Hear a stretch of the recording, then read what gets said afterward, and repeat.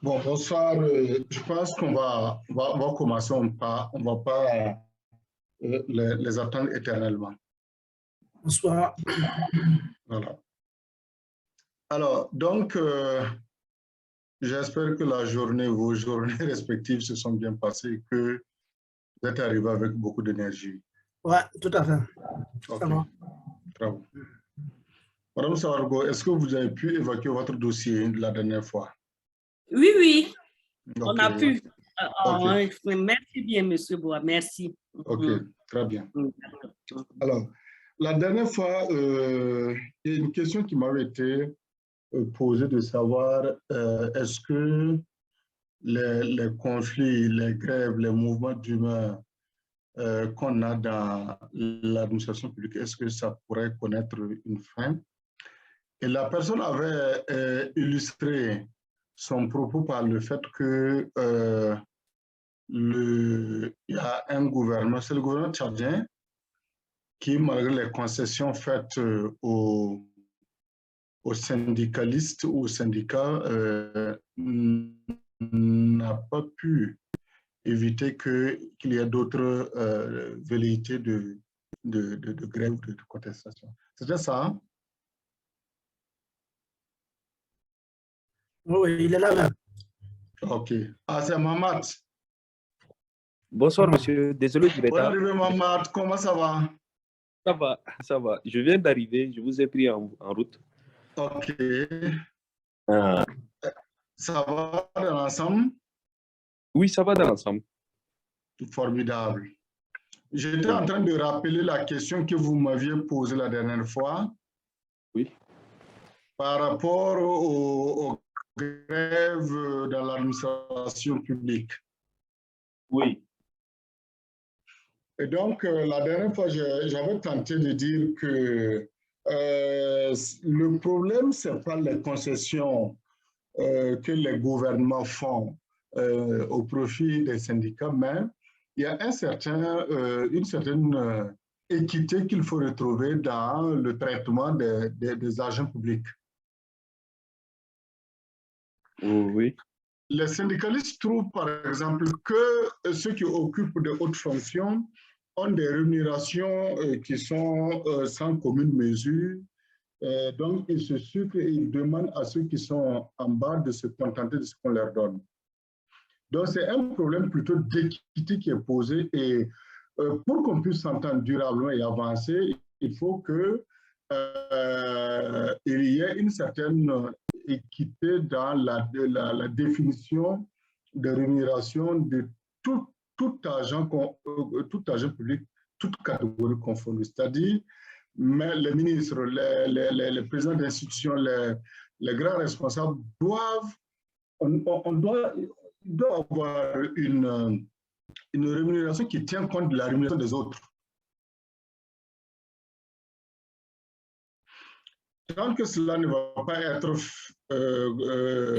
tant que cela ne va pas être fait, les grèves ne vont pas finir. Ça, c'est par rapport à la rémunération des hautes personnalités. Maintenant, il y a la gouvernance, parce que ce qu'on dit, c'est que les syndicalistes estiment que si on arrivait à contrer la corruption, on arrivait à contrer les détournements de deniers publics, on arrivait à contrer les déperditions même des ressources, c'est-à-dire que ce qui devrait revenir à l'État ne revient pas à l'État parce qu'on n'a pas de mécanisme efficace qui permet aux gros contribuables, surtout aux multinationales, de payer ce qu'elles doivent payer à l'État.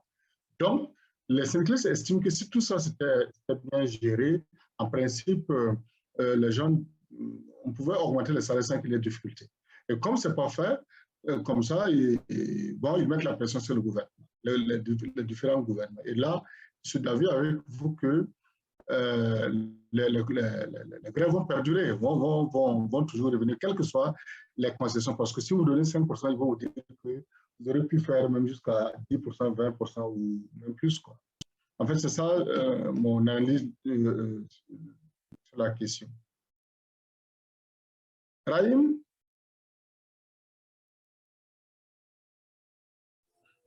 Bonne arrivée, Rahim. Bonsoir, monsieur. Oui, comment ça Bonsoir, va? monsieur. Eh, ça va bien, et vous? Formidable.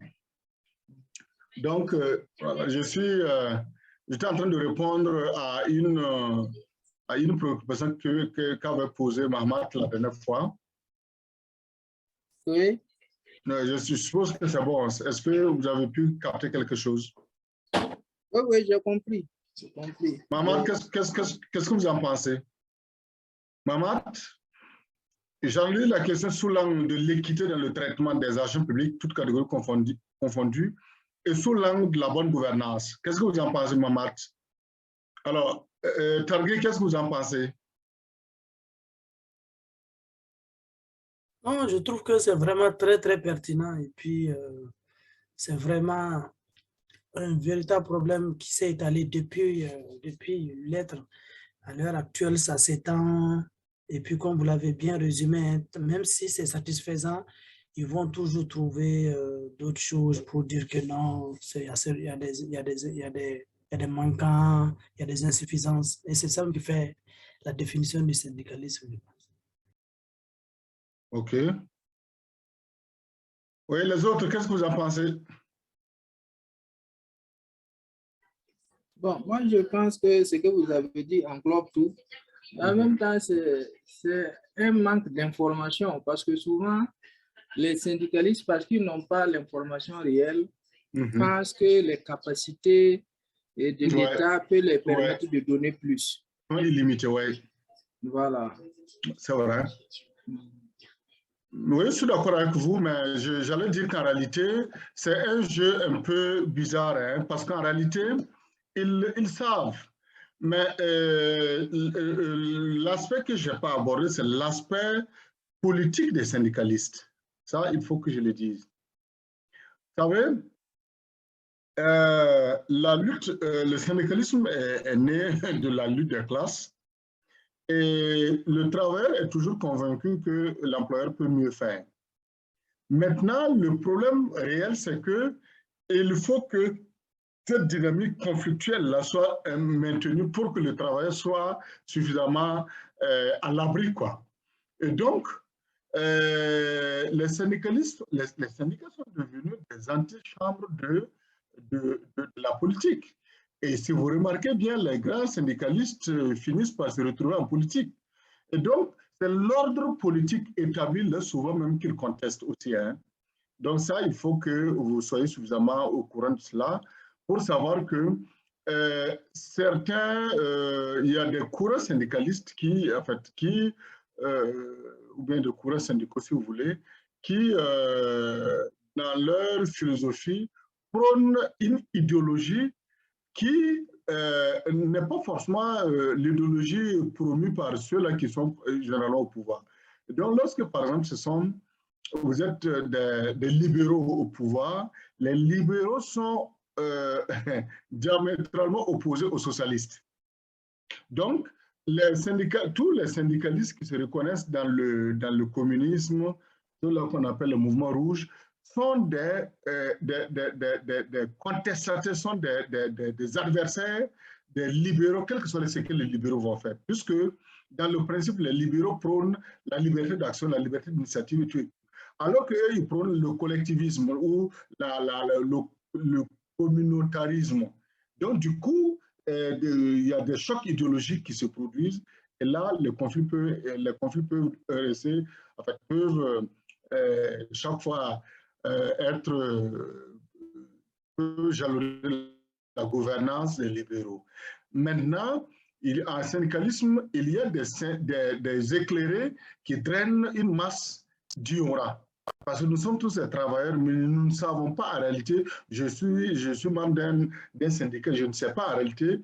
On me présente généralement les intérêts qu'on veut défendre, mais en réalité, il y a quelque chose derrière les intérêts qu'on défend. Il y a tout ça qu'il faut comprendre à travers ces acteurs-là. Mais généralement, ce qui dans nos administrations et plus spécifiquement lorsqu'on va arriver dans une organisation, ce qui fait problème, c'est la mauvaise gouvernance, c'est le fait que il y a des inéquités criardes qui amènent certains à se dire, bon, à quoi bon pourquoi bon se taire lorsque on voit que, bon, certains mangent plus d'autres regardent.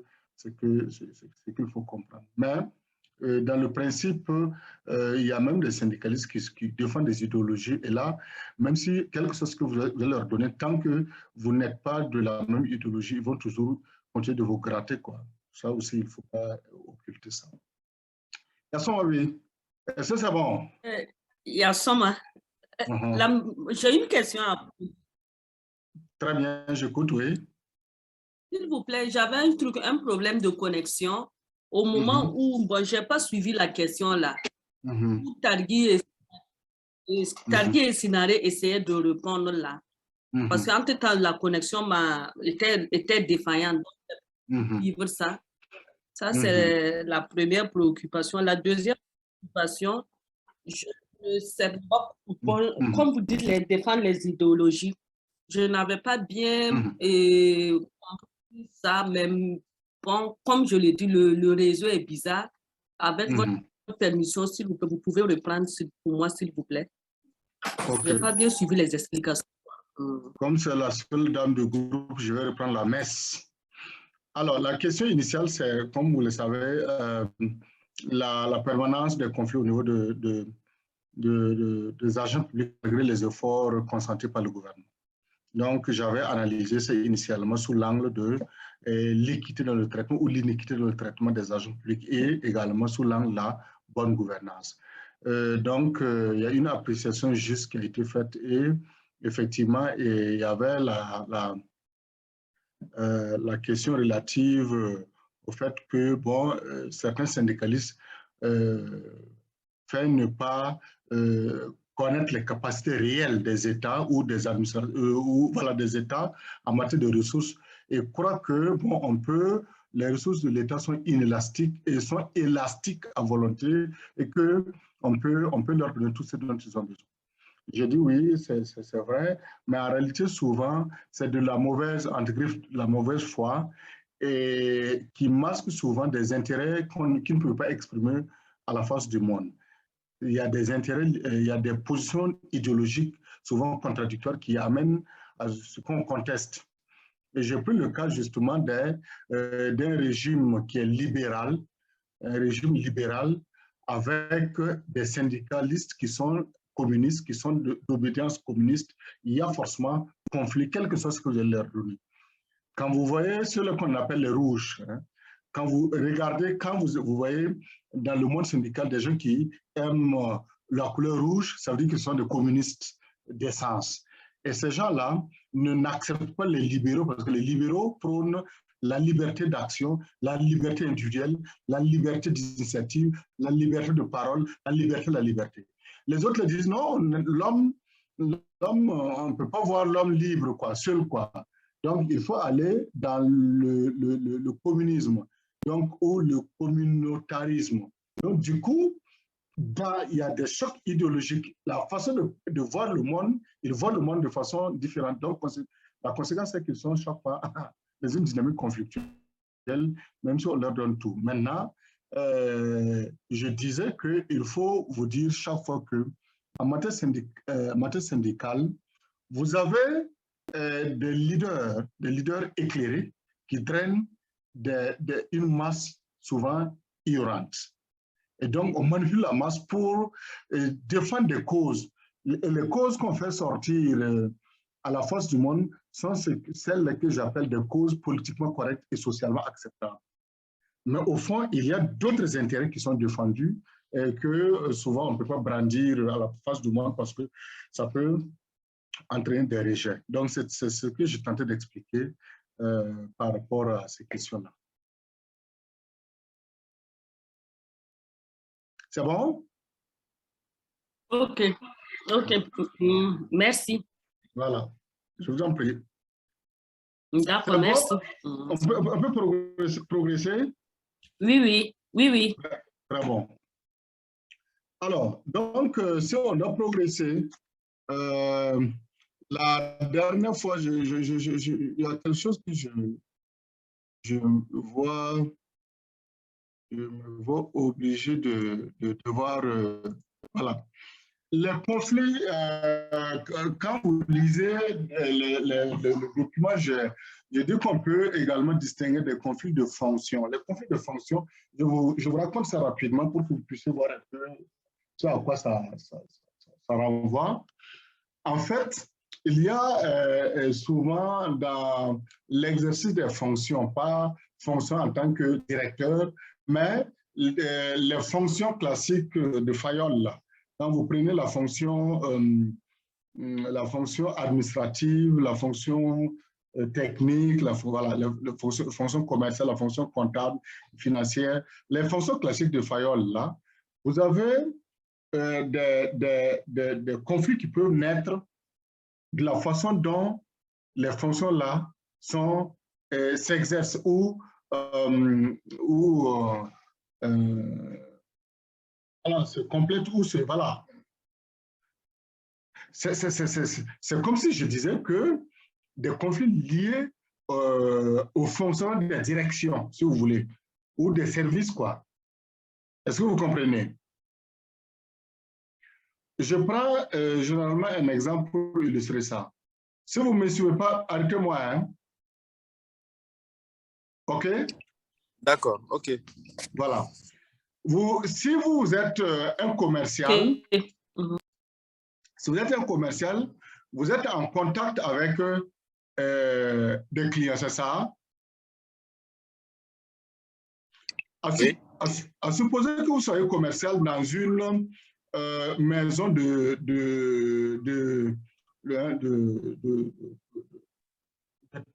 quoi on appelle ça?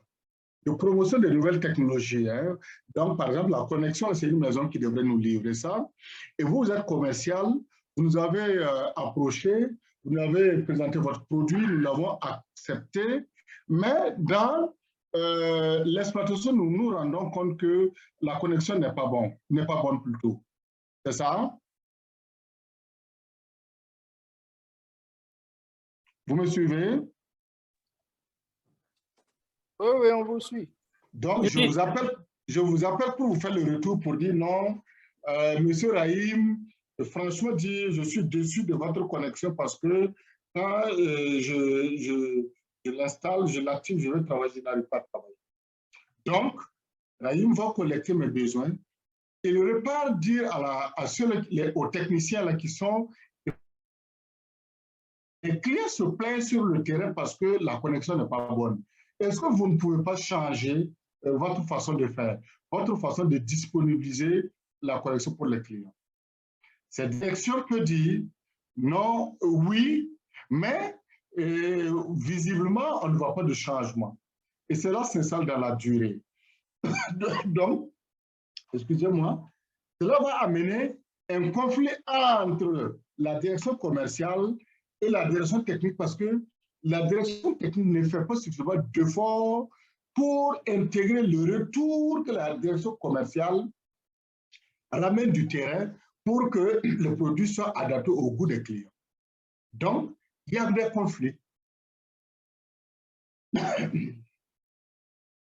Vous comprenez un peu? Oui, oui, on comprend. Voilà. Oui. Ces genres de conflits arrivent généralement entre la direction des ressources humaines et la direction des finances parce que nous voyons des questions importantes et urgentes qui doivent être réglées. Je prends un exemple, une action de renforcement des capacités qui est prévue. Nous voyons qu'il faut faire en sorte que les gens puissent aller à Lomé se former, ça leur permet de sortir leur cadre habituel et ça leur permettra de se frotter à d'autres personnes, à d'autres réalités, à d'autres cultures. Et la direction des finances ont dit, mais écoutez, RH, vous déconnez, avec il n'y a pas suffisamment d'argent, et d'ailleurs, une formule à Ouagadougou, là, quelle est la différence avec une formation qui va se dérouler à Lomé? Donc, on va faire ça à Ouagadougou. Vous voyez un peu?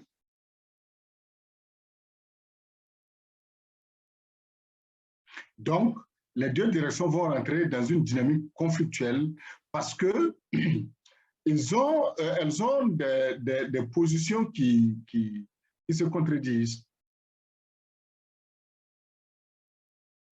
Vous voyez un peu? Oui, bon, moi Ouais. j'ai remarqué effectivement que ce conflit est permanent et dans presque toutes les structures.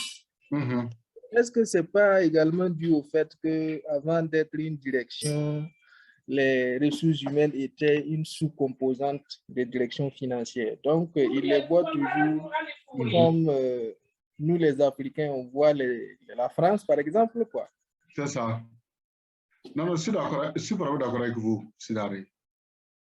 Je suis vraiment d'accord. Vous savez, c'est ça, mais c'est aussi lié au fait que nous n'avons pas la même grille d'analyse des problèmes. Vous voyez? Nous pensons que une formation qui se déroule hors du cadre habituel peut dégager la personne pour qu'elle puisse véritablement apprendre. D'ailleurs, lorsqu'on change de cadre, on change tout change en nous, d'environnement, donc on est beaucoup plus disposé à faire des efforts que dans notre cadre habituel. Deuxièmement, nous voyons que la délocalisation de la formation peut être une source de motivation pour l'agent et que s'il est motivé à apprendre, il va forcément, ça va forcément être profitable à l'organisation. Mais comme les résultats liés aux actions de formation ne sont pas immédiats, hormis les actions de formation qui visent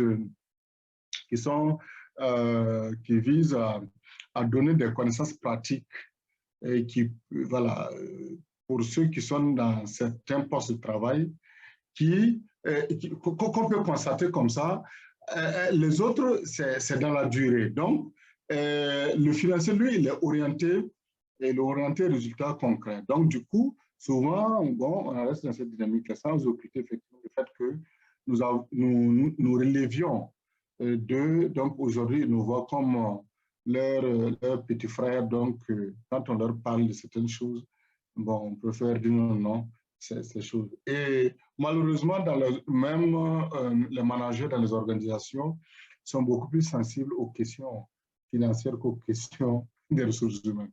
En fait, c'est ça la réalité. C'est bon? Oui, oui, c'est bon. Voilà. Mais le combat est fait. Et moi, je pense qu'aujourd'hui, la tendance, en fait, la philosophie, la perception des choses commence à évoluer. Et je crois que progressivement, on va y arriver. Parce que j'avais estimé que, en prenant par exemple le cas de l'administration publique burkinabé, j'avais estimé que dans un écrit que les meilleurs taux de croissance au Burkina Faso ont été réalisés sous la Révolution. Et quand vous regardez, le Burkina de la Révolution n'est pas plus riche que le Burkina d'aujourd'hui. Et j'ai pris les programmes, comment on les appelle encore là, le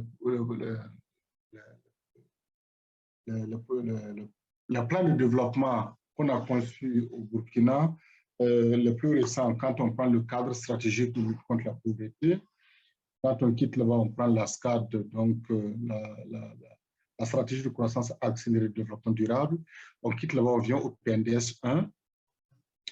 Et ce qui a manqué, ce ne sont pas les ressources financières, puisque les ressources financières, tout est mobilisé pour financer ces différents plans. Et pourquoi alors on n'est pas allé au développement? Pourquoi on n'a pas lutté contre la pauvreté? Pourquoi on n'a pas connu la croissance accélérée prônée? Pourquoi le PNDS n'a pas connu n'a pas réalisé toutes les promesses?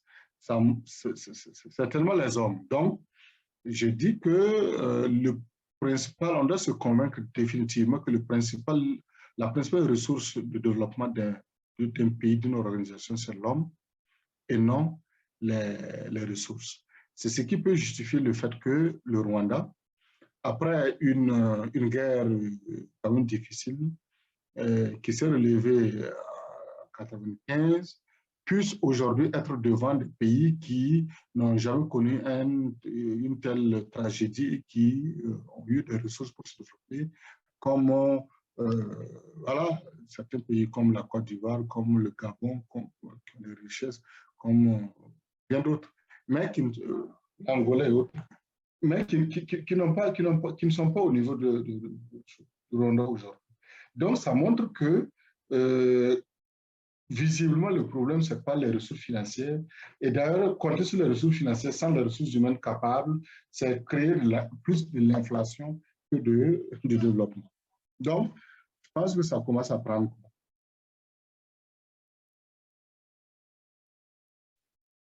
OK. Voilà. Espérons que ça va aboutir. Ouais, mais il faut qu'on reste, on reste éveillé dans la lutte, quoi. OK, OK.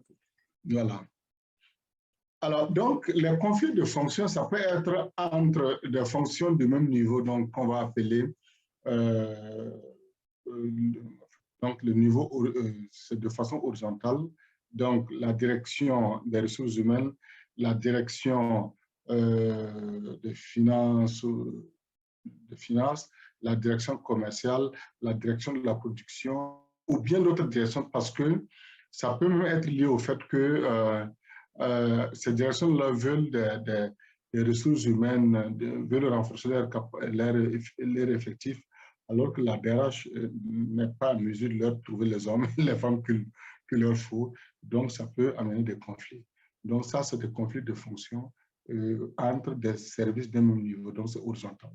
Ça peut être des conflits de fonction entre la direction générale et des directions qui sont sous elle, liés au fait que les tâches, les attributions n'ont pas été suffisamment bien réparties, bien définies.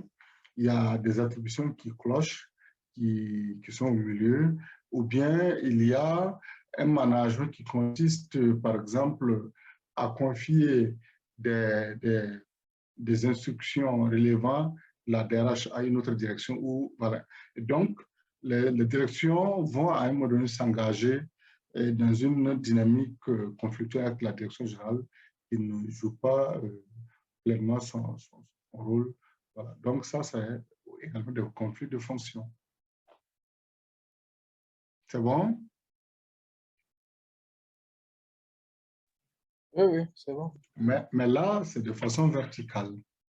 Alors, le conflit d'intérêts, les conflits d'intérêts ce sont des conflits personnels. Hein. Alors, donc, si nous sommes tous deux gestionnaires dans une direction et le directeur des ressources humaines a eu un poste plus utile des partis, nous qui sommes du même niveau, on va s'engager dans une dynamique conflictuelle parce que chacun voudrait que ce soit lui qui remplace le partant. Donc, si c'est le plus fort qui va rentrer au village, trouver un chien noir pour sacrifier qui aura le poste, quoi. Donc, ce sont des conflits d'intérêts parce que nos intérêts, nous poursuivons concurrentiellement le même intérêt. Ça va? Oui, oui, bien sûr. Donc, Sinare, c'est bon de garder les contacts toujours au village, hein, parce qu'on n'en sait jamais. Oui, je suis d'accord avec vous. Donc, comme ça, s'il y a situation, il faut appeler et envoyer Orange Money. Il faut lier Boa pour que je puisse avoir le poste. OK, c'est bien noté. Voilà. Alors, Tanguy, c'est pas bien noté? Il y aura une autre puissance qui va venir anéantir pour Sinare là. Ah oui, donc on appelle ça amourer le labra, ça veut dire le retour. Ah, exact. Ça veut dire qu'il veut me lier et moi, il voulait me lier les mains, moi je les ligote en même temps. Pieds, mains, tout mélangé là. Voilà, il est venu. Ouais. Alors, donc, oui, Madame Sardou, oui. Madame Sardou. Oui, non, je vous suis. Ah ouais, donc, oui. vous voyez que si vous quatre, vous engagez dans une affaire, dans une affaire, en fait, de vous engager à poursuivre le même intérêt, c'est que ça envoie rapidement, c'est la rivalité et c'est des conflits. Bien que bien qu'il n'y ait rien qui vous, en fait, qui vous oppose, le fait de désirer, de viser la même chose, là, ça vous amène forcément à être des ennemis, même si vous ne vous connaissiez pas. Donc, c'est ça le conflit d'intérêts. Regardez, Madame Saourou, vous allez m'excuser, mais regardez comment est-ce que deux hommes qui courtisent la même demoiselle deviennent farouchement des ennemis alors qu'ils ne se connaissent ni d'Adam ni d'Ève. Vous voyez? Il suffit de se rencontrer chez la demoiselle et puis bon. Je comprends. Voilà, donc c'est un conflit d'intérêts. Ok, d'accord. Alors, maintenant, le deuxième, le troisième type de conflit, c'est le conflit de comportement. Ah oui, là, c'est important. Je vais parler comme les mots aussi. Parce que ici, là, il est question des attitudes et comportements des manifestations de certaines choses qui vous opposent. Hein.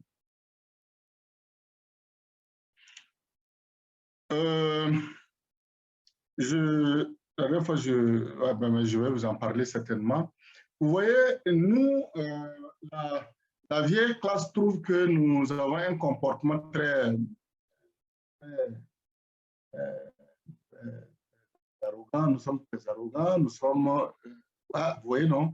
Donc, ne serait-ce que l'habillement, là, l'habillement, ça amène certaines personnes, certains collègues à vous... Voilà, à rentrer en conflit avec vous parce que votre façon de vous comporter, vous êtes free, ce que vous voyez, vous dites, vous avez un habillement qui est de votre époque, voilà, c'est ce qui vous plaît, mais ça, eux, à leur époque, ça ne se passe pas comme ça, ou bien même vous êtes de la même époque, mais c'est la culture qui diffère. Voilà, on leur a appris que, bon, une femme, c'est toujours pagne nouée au truc, et puis voilà. Alors que vous voulez vous mettre en pantalon comme les hommes, donc ça leur pose problème. Donc, conflit de comportement. Et ça, c'est des conflits individuels. Vous voyez un peu? Oui, oui. Voilà. Les jeunes d'aujourd'hui qui aiment les jeans déchirés là, ceux qui aiment les jeans déchirés, bon, vous voyez, on n'est pas, nous, on ne s'entend pas forcément parce que on se dit, bon, le travail, c'est du sérieux, on ne doit pas venir là-bas avec des tenues déchirées. Ben bon, c'est le look, et puis non seulement les jeans vont être déchirés, mais ils vont tout faire pour le laisser descendre, pour exposer certaines choses en vous. Quoi. Vous voyez un peu? Donc, ce sont des conflits comme ça, de comportement. Automatiquement, on se met à se détester. Pas que, bon, on s'est fait quelque chose, mais nos comportements sont incompatibles. Vous me suivez? Oui. Également, il y a le niveau d'études. Vous voyez, vous êtes en train de vous sacrifier, vous aurez un diplôme. Dans votre milieu, s'il y a d'autres collègues avec qui vous êtes arrivés dans vos structures respectives là, avec le même niveau, mais qui n'ont pas bossé, vous avez bossé, vous arrivez. Par rapport à certaines questions, vous voulez montrer que vous avez des clés d'analyse qui vous permettent d'aller au-delà de ce qu'ils connaissent. Vous rentrez forcément en conflit parce que vous n'avez plus le même niveau d'études, vous voyez les choses autrement. Et bon, voilà, donc, il y a des choses qu'ils vont défendre, vous allez trouver que c'est très ridicule parce que, bon, voilà, avec le niveau là, vous ne pouvez plus vous mettre à défendre des balivernes. Donc, vous êtes en conflit, vous ne vous retrouvez plus dans leur façon de voir les choses parce que, voilà. Mais eux, rapidement, vont dire également que vous qui avez fait les longues études là, vous commencez également à leur rabâcher les oreilles avec vos théories plus que vous connaissez. Donc, conflit. C'est bon? C'est bon. C'est bon. OK. Il y a un type de conflit, le conflit de valeurs. Je vous dis, nous n'avons pas les mêmes valeurs, nous n'avons pas reçu la même éducation, nous n'avons pas eu la même construction sociale, ce qui fait que forcément nous avons des valeurs qui sont différentes. Donc, lorsque vous arrivez, on se retrouve en entreprise, ce qui fait que, comme je l'ai dit lors de la première séance, les conflits sont finalement voilà, incontournables. C'est parce que vous avez des valeurs différentes, vous avez des personnes différentes. Dès que vous vous retrouvez ensemble, ben, c'est normal qu'il y ait des chocs de valeurs et je dise que non, la façon dont Mme Saoudou fait, les femmes de chez nous ne font pas ça. Donc, dans mes valeurs, je n'admets pas ça. Voilà. Et aller jusqu'à faire, à vouloir imposer même ces valeurs aux autres, quoi, vous voyez un peu. Et donc, ça, vous rentrez dans une dynamique conflictuelle. Voilà pourquoi de plus en plus, pour les gestionnaires ou pour des managers de façon générale, quand on vient les recruter, on dit, bon, savoir manager des acteurs multiculturels ou bien de gens de différentes cultures. Parce que la diversité culturelle, parce que la culture va avec des comportements qu'on nous a inculqués dès le bas âge et dont nous faisons usage aujourd'hui. Donc, ça, les conflits ne peuvent pas tarir. C'est bon?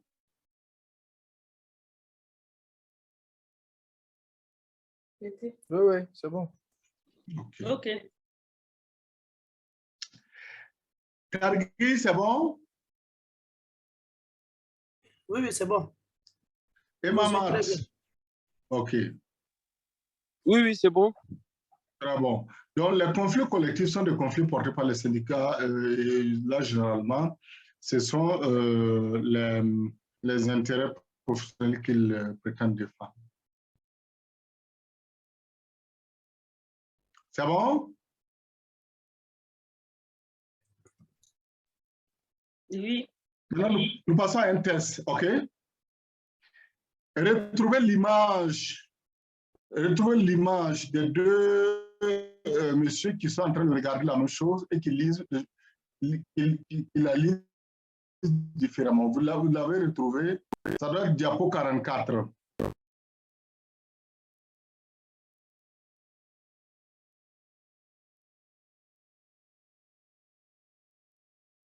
Vous m'avez entendu? Oui. On a ça devant nous. OK. Alors,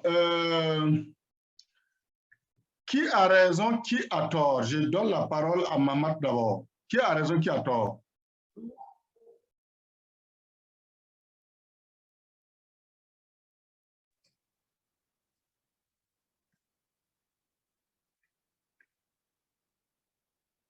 Allô? Oui, Mamat? Oui, je dis. Voilà. Pour moi, les deux ont raison parce que chacun a son point de vue. Les deux ont raison. Parce que chacun a son point de vue. Voilà. Donc, je note pour Mamat que les deux ont raison. Chacun a son point de vue. C'est ça? Oui. Targui? Oui, donc chez moi aussi, vraiment, la raison dépend vraiment de, ça veut dire la vision, de votre vision, de votre façon de voir. Maintenant, elle peut être différente, mais faisant cas de ces deux-là, vraiment, parmi les deux-là, je trouve que chacun a raison. Voilà. OK. Alors, Madame Saoudou? Oui, présente.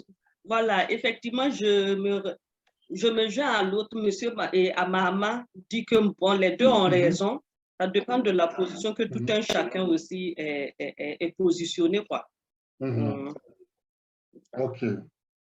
Scénario? Bon, oui, chacun a raison de son propre point de vue ou de la place où il les regarde, mais il n'est pas exclu que tous les deux aient tort. Ah, donc, scénario introduit une nouvelle donne. Et moi, personnellement, je trouve que les deux mêmes ont tort. OK. Pour moi, les deux ont tort. Bon, développez alors. Est-ce que vous avez développé pour allez-y. vous? Est-ce que vous avez développé pour vous?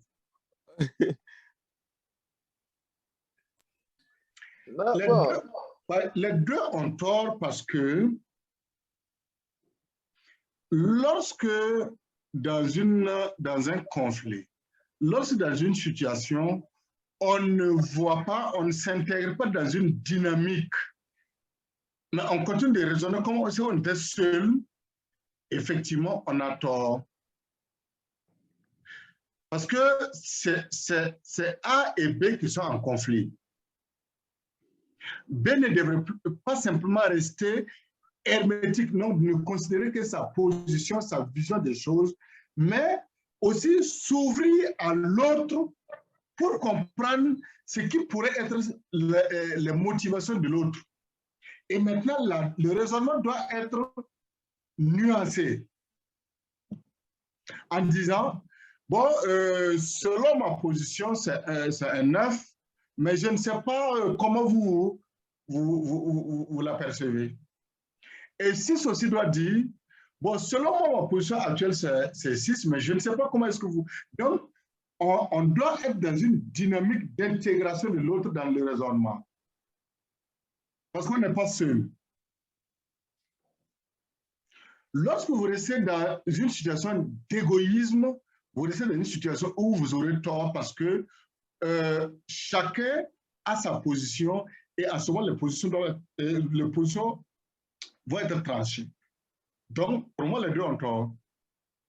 Personne n'a fait l'effort d'intégrer l'autre dans son raisonnement.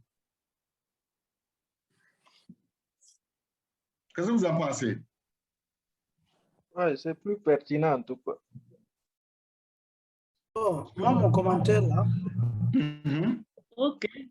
en fait, dans l'image qui est devant nous, en fait, c'est comme, en tout cas, si c'est dans une démarche pour résoudre un conflit, il n'y a pas de problème. Mais seulement ici, le monsieur de gauche, là, lui, il est très convaincu à 100% que vraiment, il va insister. L'autre là, il est très convaincu aussi. C'est comme, donc, moi et une personne et moi, je sais que j'ai vu comment la scène s'est réalisée et l'autre aussi dit, voilà comment la scène s'est réalisée. Maintenant, en fait, c'est ici la difficulté, quoi.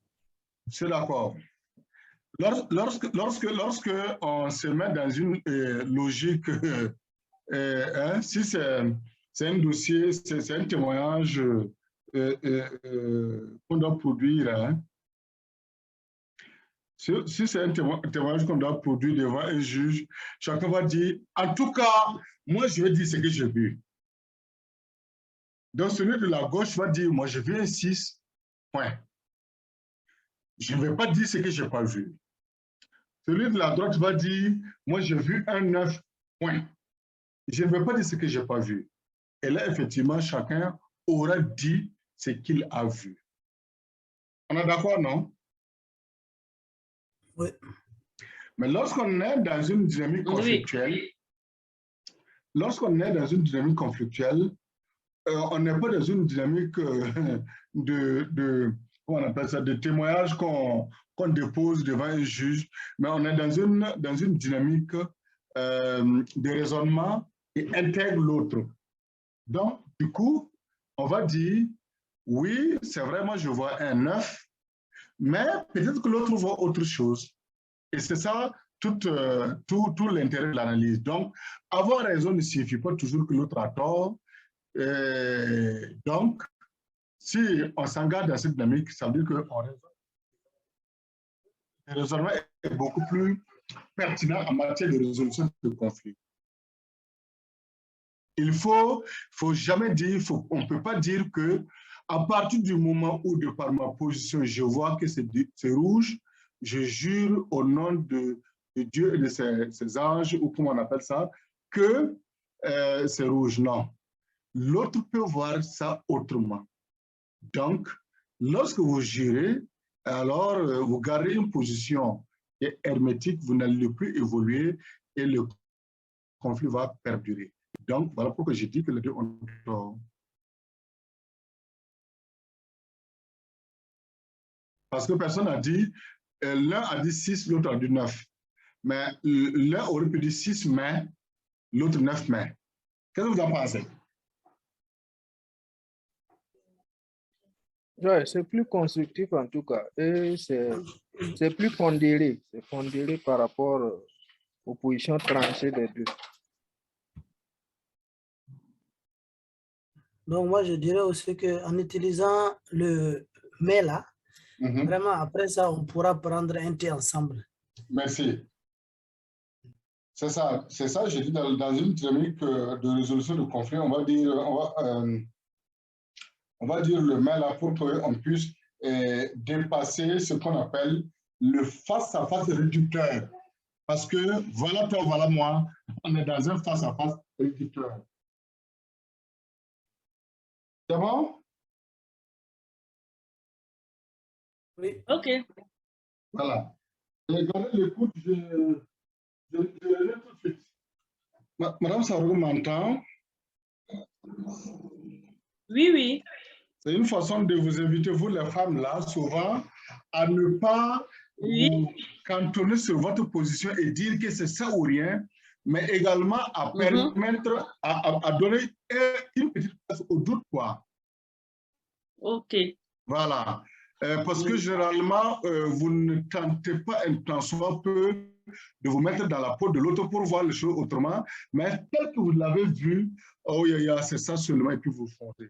Ça peut arriver à une situation voilà, voilà, très difficile. Quoi. Ça, c'est vrai. Et qui a dit que c'est vrai là? D'accord. Ouais, ça, c'est Targui. C'est Targui. Je comprends. Targui. Targui, qui t'a dit de dire que c'est vrai?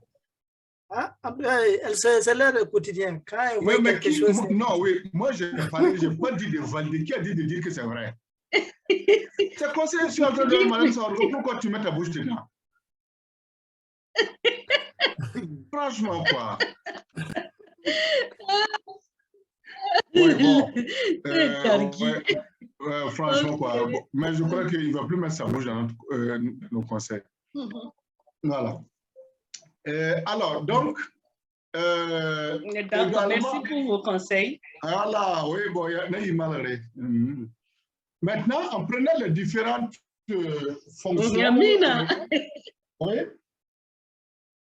OK.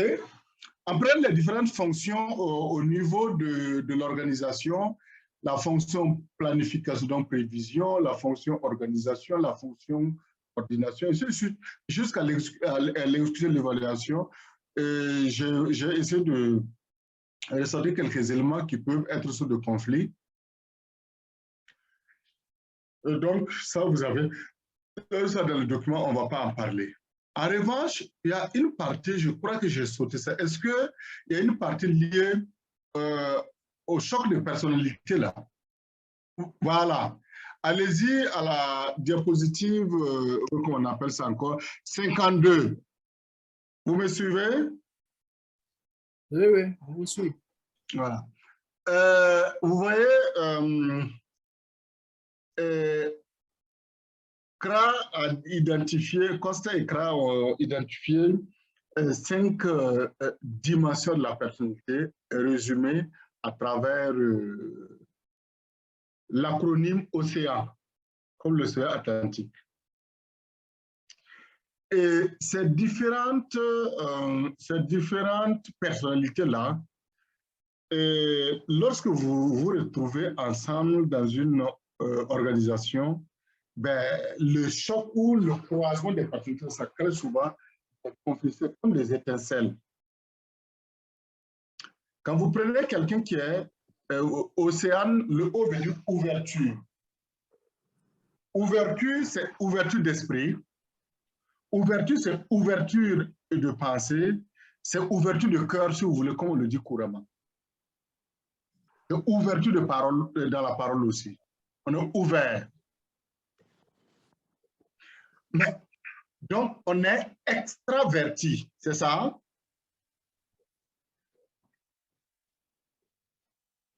Vous voyez un peu? Oui, c'est ça. À côté d'eux, il y a ceux qui sont introvertis. Et quand les deux là se rencontrent, là, comment ça se passe?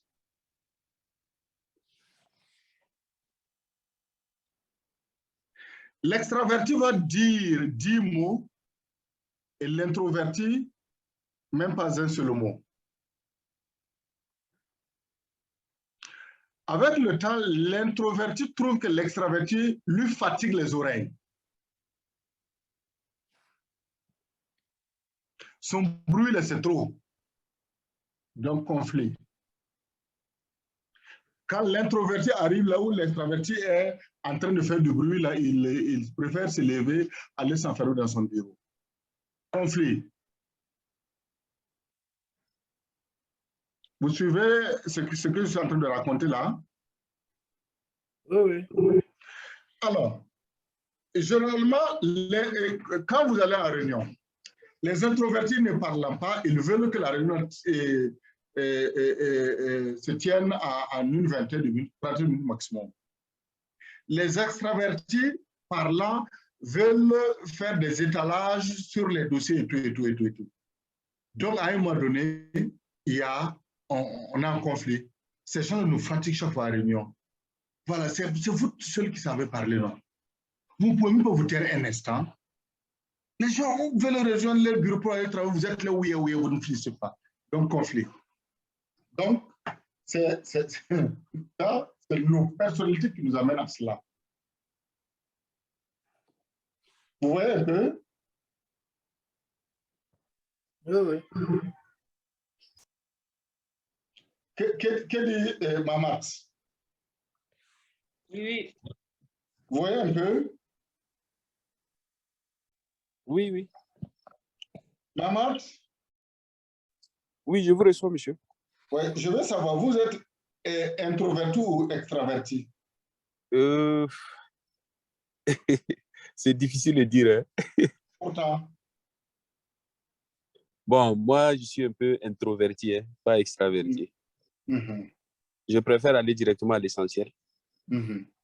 Mm. OK. Mais vous n'aimez pas parler?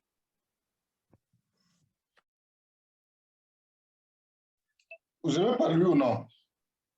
Allô? Oui, vous aimez parler ou non? Oui. OK. Raïm est extraverti ou introverti? Bon, moi, je dirais que ça dépend du sujet. Mm-hmm. Voilà. Quand c'est un sujet dans lequel je me sens à l'aise, j'ai tendance à être extraverti. OK.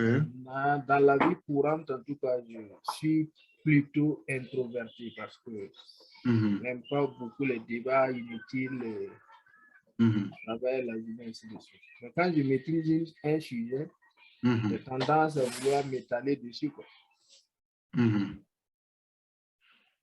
OK. Alors, je dispense Madame Sargo et Targué de cette question. Mais en réalité, bon, peut-être que sur le seul critère hein, de donner son opinion, vous pouvez dire. Mais en réalité, vous êtes, je ne sais pas, mais je pense que vous serez probablement extraverti sans le savoir. Parce qu'en fait, celui qui est introverti, il est vraiment dans un groupe, vous pouvez passer 2-3 heures sans qu'il ne place un seul. Et donc, il y a un outil continu pour le recrutement qu'on appelle le MBTI, ça veut dire indicateur typologique de personnalité, de base et puis des auteurs, je crois, anglais là.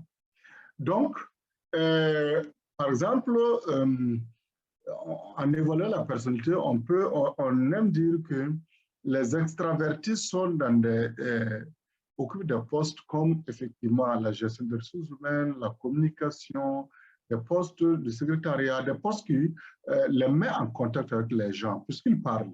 Ils n'ont pas de paresse à parler, pour parler. Alors que les introvertis sont beaucoup plus pour des postes d'études. Ils sont entre quatre murs, ils ne parlent qu'à leur papier. Donc, ils sont coincés là-bas, ils ne parlent à personne. Puisque quand vous allez les mettre en face des gens, les gens vont trouver qu'ils sont arrogants et impolis parce que vous allez beau parler, ils ne vont pas vous répondre. Ou bien ils vont vous répondre en un seul mot et puis ils continuent. Et vous allez dire non, mais j'explique tout mon problème. Il ne le prend même pas au sérieux, alors qu'il le prend au sérieux, c'est sa personne. Donc, on préfère qu'ils soient dans des postes de contrôle, des postes d'études, des postes où ils n'ont pas de contact avec des clients ou des usagers.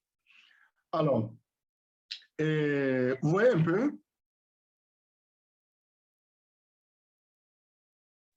Oui, oui, c'est clair. Donc, dans le principe, un introverti, c'est difficile de manager un groupe. C'est difficile de manager un groupe parce que lui, il ne veut pas parler, bon, il dit très peu, ou bien il agit, bon, voilà, il n'est pas là pour... Voilà. Donc, du coup, l'équipe, finalement, ne comprend pas un homme qui fait cavalier, celui qui ne dit même pas sa pensée, on ne sait même pas où est-ce qu'il va, il nous draine comme de l'eau, on ne va pas le suivre. Donc, c'est des difficultés comme ça. Et donc, quand on veut recruter un coordinateur, un manager, un directeur, bon, on a beaucoup plus tendance à aller vers les extravertis. Maintenant, l'autre part de l'ouverture, je vous dis l'ouverture d'esprit, l'ouverture de pensée. Ceux qui sont ouverts acceptent des choses nouvelles. Et ceux qui sont fermés ne les acceptent pas. Donc, le changement est difficile pour eux. Celui qui est fermé, renfermé. Le changement est difficile. Et même les nouvelles, comment vous appelez ça? Les nouvelles choses qu'on peut intégrer, apprendre, les renfermés là n'apprennent pas, alors que les ouverts apprennent. Et ce fait que j'ai l'habitude de dire que celui qui est ouvert peut sortir son argent. Il a appris qu'il y a, par exemple, un nouvel ouvrage qui traite de la gestion des emplois et des compétences. Non, il peut sortir son argent pour aller l'acheter, comprendre ce qui a été raconté. Par contre, celui qui est renfermé sur sa personne, vous allez, même si vous partez lui acheter le document, il ne va pas le lire. Alors que l'autre va acheter pour lui.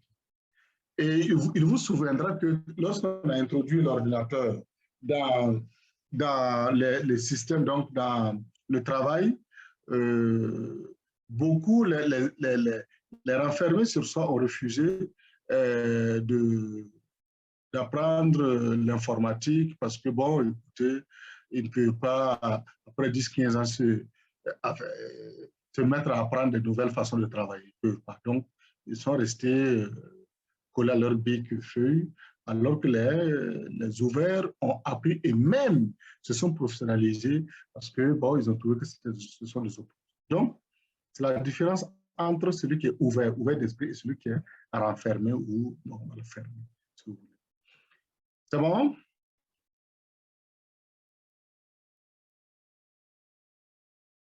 Oui. Et donc, les deux ne s'entendent forcément pas. Oui. Voilà. Alors, il y a celui-là, les contraintes. Contrainte, ça, c'est en fait conscience ou conscientionness.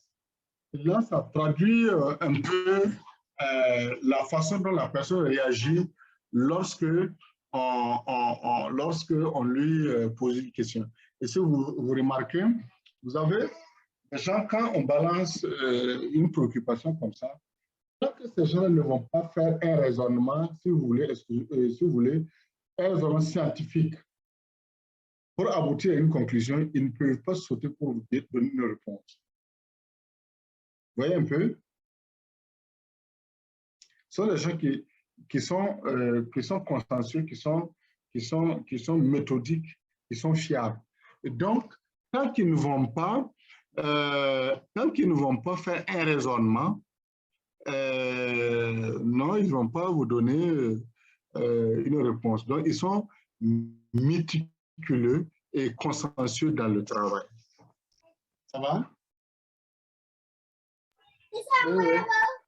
Et le revers, c'est qu'il y a un type de personne, quand vous balancez quelque chose, il vous donne la réponse avant de raisonner. Vous voyez un peu? Donc, et les deux ne s'entendent pas. Vous voyez un peu? Oui.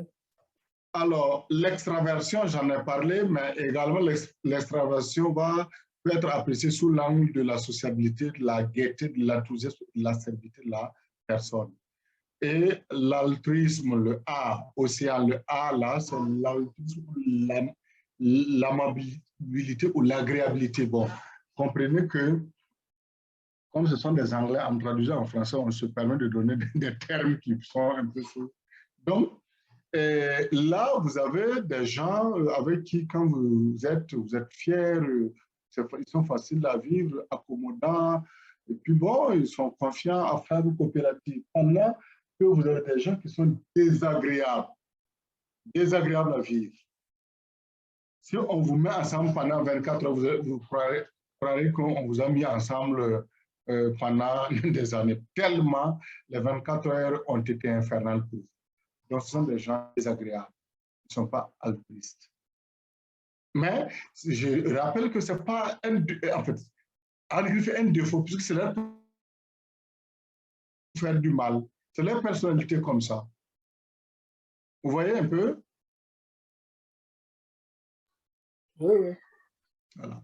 Et le M, c'est le neuroticisme. Le neuroticisme apprécie la stabilité émotionnelle. Il y a des gens qui paniquent facilement, qui ont une faible stabilité émotionnelle. Et donc, ils ne sont jamais sereins, ils gardent difficilement leur calme, il y a le pessimisme qu'ils affichent à tout moment, la colère, tout ça, la nervosité, l'anxiété, voilà. Et donc, il y a ceux-là qui, quand vous êtes avec eux, ils sont tellement anxieux, la peur les traverse à tout, ils ne voient que le pire. Donc, donc le négativisme, et ça peut impacter, ça peut vous impacter, ça peut vous influencer. Par exemple, il y a des qui sont optimistes, qui gardent leur calme dans les situations et qui ont une certaine maîtrise de soi face aux situations, même si les situations paraissent, j'allais dire, difficiles. Donc, il y a le neuroticisme, ça fait allusion à cette stabilité émotionnelle. Et il y a deux bornes. Il y a, donc, c'est comme une droite, hein, une droite avec 1.0. À droite, vous avez ceux qui sont positifs, donc calmes, optimistes, sereins. À gauche, vous avez ceux qui sont anxieux, colériques, qui font preuve de dépression. Voilà. Donc, c'est ça. Et il y a ce type de personnalité. Il est seul, même quand vous arrivez à le trouver seul, vous allez voir, il est là, chaque fois, vous lui demandez ce qui se passe, il peut même pas vous dire. Mais non, il est désagréable comme ça. Avec lui-même, il affiche, il pense toujours au pire qui peut arriver. Voilà, j'ai eu une coupure d'électricité, donc la connexion était partie. OK.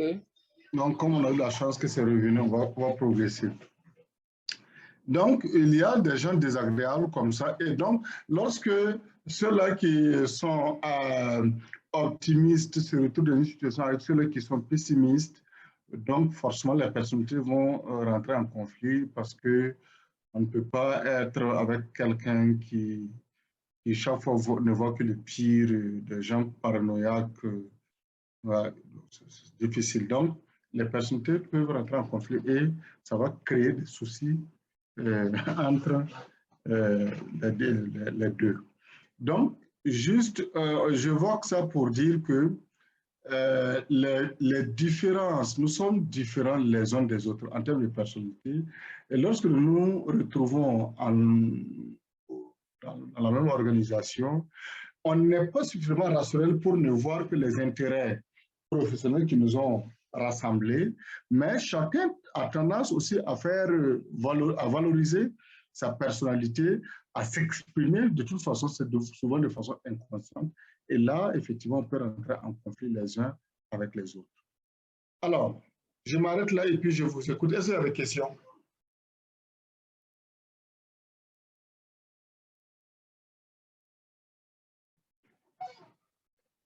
Est-ce que vous avez des questions? Est-ce que, bon, moi j'ai une question par rapport à l'altruisme là. Est-ce qu'on peut, l'altruisme, oui. Est-ce que c'est un comportement adapté pour un gestionnaire? Parce qu'à force de vouloir satisfaire les gens, est-ce qu'on ne risque pas de violer l'essentiel qui est la loi, le droit du travail, etc. Est-ce que c'est un comportement adapté à un gestionnaire de ressources humaines? Oui, j'allais dire oui. Et même dire que c'est même ce qu'il faut pour un gestionnaire. Puisqu'en réalité, l'altruiste, on dit qu'il est facile à vivre, il s'accommode, il est confiant, affable et coopératif. Cela ne veut pas dire qu'il abandonne ses règles. Voilà. Mais il est capable d'écoute. Voilà. Il est capable d'ouverture, d'acceptation de son prochain. Voilà. Donc, je pense que c'est même ce qu'il faut à un gestionnaire. Par contre, si c'est l'autre borne, parce que toutes ces questions, tous ces éléments-là, il y a la borne positive et la borne négative. Quelqu'un qui est désagréable, c'est-à-dire que c'est infernal. Cette personne ne peut travailler que seule. Vous ne pouvez pas, tellement la personne est désagréable. Si on vous met, on vous attache avec des chaînes hein, à côté de cette personne, à un moment donné, vous allez demander la permission pour partir. Donc, vous allez voir dans certaines structures des gens qui demandent, eh oui, mais moi, je demande à être affecté parce que ouais, je ne peux plus travailler sur tel patron-là parce qu'il est très, très, très difficile. Voilà. Donc, vous voyez un peu. Donc, je pense que l'altruisme, ça va avec notre métier. Maintenant, ça ne veut pas dire que on laisse les relations humaines prendre le dessus sur la réglementation en matière de travail. C'est bon? Oui, c'est bon. OK. Depuis longtemps, je n'ai plus entendu parler Mamat. Mamat, depuis longtemps, je ne vous ai plus entendu parler. Mamat est là. Et Targui, il est là. Apparemment, vous ne m'entendez plus là. Madame Sarou m'entend? Ouais, moi, je vous J'avais un problème de connexion, voilà, c'est revenu. Ça va? C'est revenu? OK. Est-ce que Mamat m'entend? Toujours pas. Est-ce que Targui m'entend? Ahmed? Ouais. La connexion est en train de nous jouer des tours. Attendez, je vais voir ce qui se passe. Ahmed? Waouh, compliqué. Alors que je voulais aborder les conséquences des conflits. Bon, je pense que on peut continuer. Comme on va avoir l'enregistrement, on peut-être rattraper. Comme il y a eu coupure là, est-ce qu'ils ont dû... Ouais. OK. Alors, les conséquences des conflits. Le débat que je pose, c'est de savoir, les conflits sont-ils nécessairement mauvais? À vous la parole. La parole à qui veut la prendre. Les conflits, est-ce qu'ils sont nécessairement mauvais? Bon, moi, je pense pas nécessairement, mais ils ne sont pas nécessairement bons aussi. OK. Voilà. Ils sont pas nécessairement mauvais parce que ça permet de mettre à nu certains problèmes et ça permet, si les problèmes sont mis à nu, ça permet de proposer des solutions et au finish, on évolue, on grandit, la situation s'améliore. Voilà. Maintenant, quand elles deviennent permanentes, là, ça devient grave. Ça devient invivable, je vais dire. Oui, je suis d'accord. OK. Et Madame Sargo?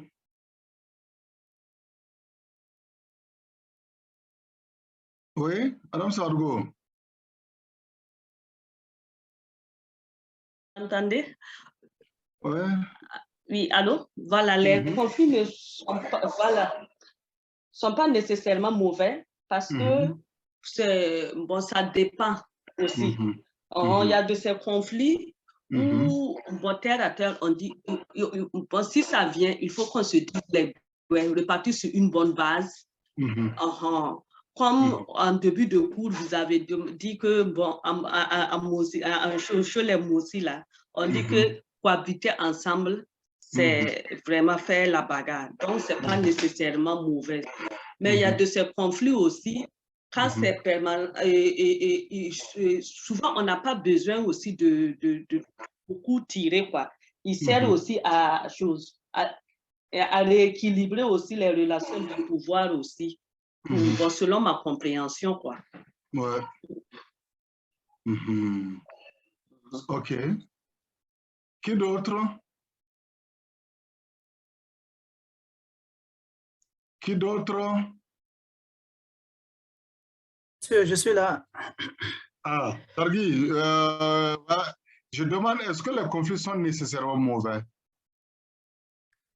Non, pas nécessairement mauvais. En tout cas,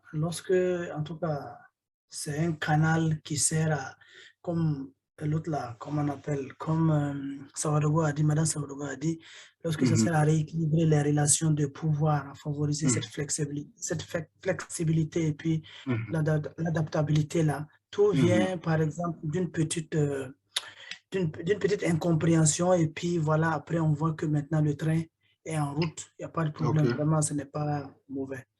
OK. OK. Apparemment, Marthe n'est toujours pas revenu.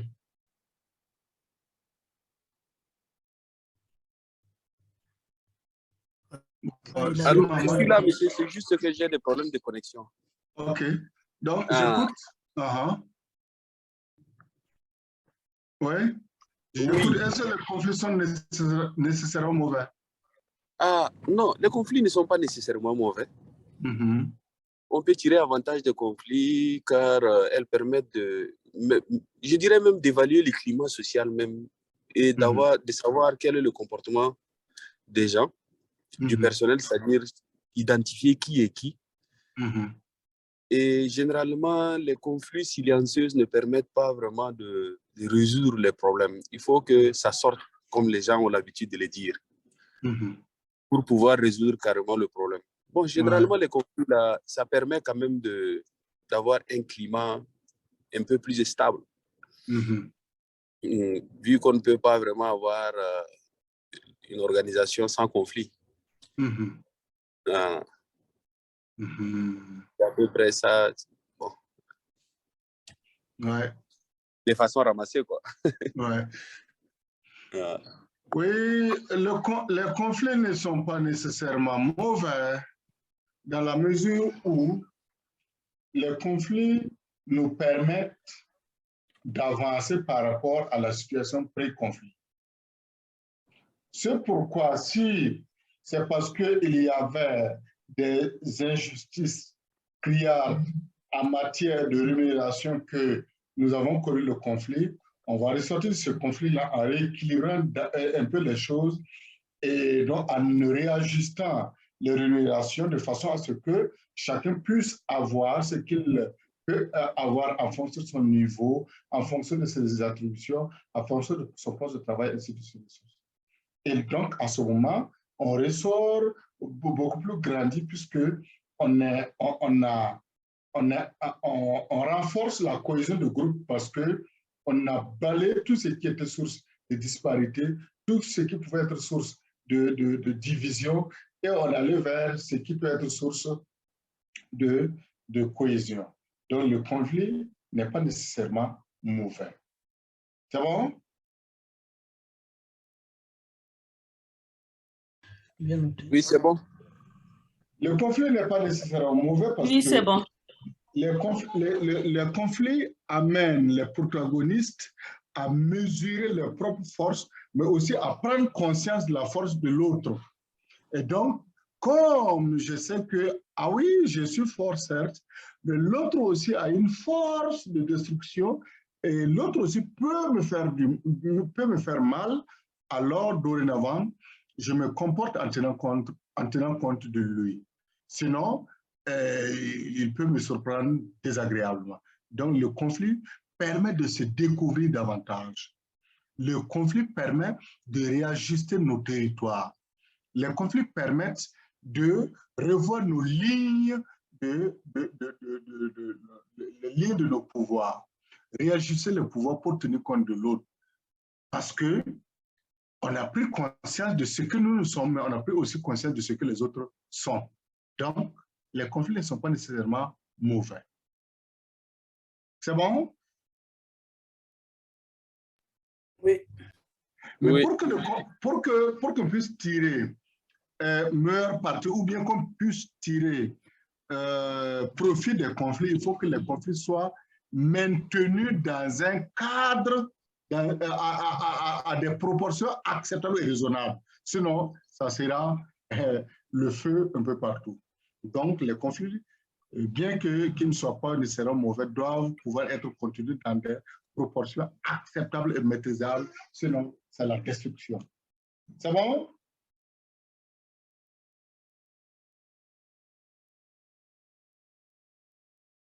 Et ça, c'est bon? Oui, c'est bon. Voilà. Oui. Oui, oui. En tout cas, cette partie-là me rappelle une ouverture que Mohamed avait déjà ici parlé au Tchad là. Oh, et ils sont en retard. Là-bas, il paraît-il que le conflit là, c'est vite, c'est la main. Voilà, même dans une réunion, c'est la main. Le débat se dégénère et puis finalement, les gens en viennent à la main. Ouais, non, là, effectivement, oui, il faut véritablement maîtriser. Et ça demande quand même, justement, que il y a des lignes bien fixées. Lorsque le conflit tente de dépasser la ligne, qu'on ramène, qu'on active tous les moyens de résolution pour pouvoir l'étouffer. Sinon, effectivement, le conflit, il est très volatile. En fait, dès qu'on est dans une dynamique conflictuelle, on est dans une dynamique où tout peut, en une fraction de seconde, basculer, quoi. Du bon au pire, quoi. Donc, c'est ça. C'est bon? Ok, vous m'entendez? Je suis revenu. Oui, on vous entend, monsieur. Donc, pour ces philosophes, ces penseurs-là, ils disent que le conflit, est caractéristique du dysfonctionnement de la société. Et le conflit est vu comme une maladie pour l'être humain, quoi.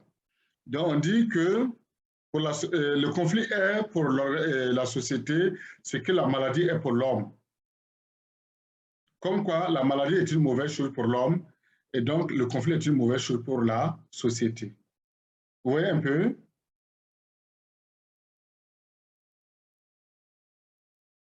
Est-ce que vous voyez un peu? Oui. Donc, lorsque quelqu'un est malade, on estime que non, la personne doit être malade parce qu'il y a quelque chose qui ne va pas dans son corps, donc, et dans le fonctionnement de son organisme, il y a quelque chose qui ne va pas. Donc, le conflit est une mauvaise chose, tout comme la maladie est une mauvaise chose pour l'homme. Mais il y a d'autres qui ont dit, attention, il ne faut pas voir la chose comme ça. Le conflit peut être une bonne chose pour l'organisation parce que ça permet à l'organisation, tout comme à la société, de se découvrir, de ne plus faire les choses comme avant et de changer leur fusil d'épaule, de prendre conscience des autres et d'avancer. Et donc, vous remarquez bien, la maladie, bien qu'elle était une mauvaise chose, lorsqu'on tombe malade, après la guérison, on tire des leçons par rapport à ce qu'on doit manger, à ce qu'on ne doit plus manger, à ce qu'on doit boire, à ce qu'on ne doit plus boire, à ce qu'on doit faire, à ce qu'on ne doit plus faire, et ainsi de suite. Et là, ça peut avoir des bénéfices. Et donc, la maladie nous permet de nous découvrir. Si vous êtes, par exemple, allergique au chitumou, alors, vous mangez le chitumou, vous avez des boutons qui vous apparaissent un peu partout. Ben, après ça, vous allez vous dire, bon, chez moi, plus de chitumou. Donc, vous vous êtes découvert vous-même. Vous avez après à vous connaître vous-même, à connaître ce qui ne va pas avec votre organisme. Vrai ou faux? Vrai. Voilà, donc, le conflit n'est pas nécessairement une mauvaise chose. Maintenant, c'est la proportion là qu'il faut savoir définir et gérer. Sinon, ça peut vous